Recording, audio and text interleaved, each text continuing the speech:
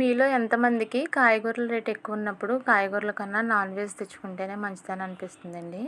నాకైతే అలాగే అనిపిస్తుందనమాట. కాయగూరలు ఎక్కువ కాస్ట్ ఉందనుకోండి, దాని బదులు అందులో ఇంకో కొంచెం వేసుకుంటే నాన్ వెజే వస్తది కదా అనేసి నేనైతే కాయగూరలు కొనడానికైతే ఇష్టపడననమాట. ఇక్కడ అలాగే ఈరోజైతే బీరకాయలైతే తీసుకున్నానండి. బీరకాయలు వచ్చేసి కేజీ 70 రూపీస్ అంట.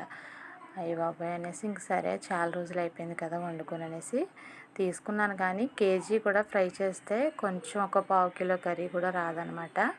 అలా అని తీసుకున్నా సరిపోదు. ఒకవేళ తీసుకుంటే ఒక 2 కిలోస్ అన్న తీసుకోవాలి. అయినా ఇంక సరే తినాలనిపించిందని తీసుకున్నానండి.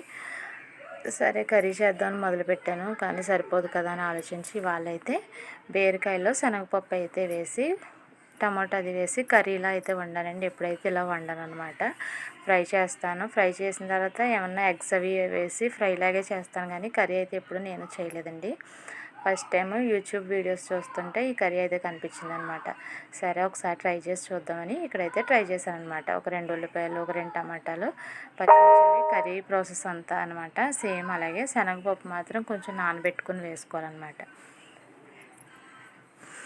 మీకు ఇష్టమైతే లాస్ట్లో కొంచెం మసాలా అయితే యాడ్ చేయండి. ఇప్పుడు మనకి బయట కర్రీ పాయింట్లో దొరుకుతుంది కదా ఈ కర్రీ, శనగపప్పు బీరకాయ, శనగపప్పు వంకాయ ఇలాగా సేమ్ అదే ప్రాసెస్ అలా ఉంటుందన్నమాట. కానీ టేస్ట్ అయితే బాగుందండి. అల్లం వెల్లుల్లి పేస్ట్ అది వేసి వండుకున్నాం కదా, ఎటువంటి మసాలాలు అయితే నేను యాడ్ చేయలేదన్నమాట. కూర అయితే చాలా బాగుంది. అలాగే ఎక్కువ మంది ఉన్నప్పుడు ఇలా కాయగూరలో రేట్ ఎక్కువ ఉన్నప్పుడు కొంచెం మనకి కూర కూడా కొంచెం సరిపోతుంది అనమాట. ఇలా ఏమన్నా యాడ్ చేసుకుని కర్రీలా వండుకుంటే.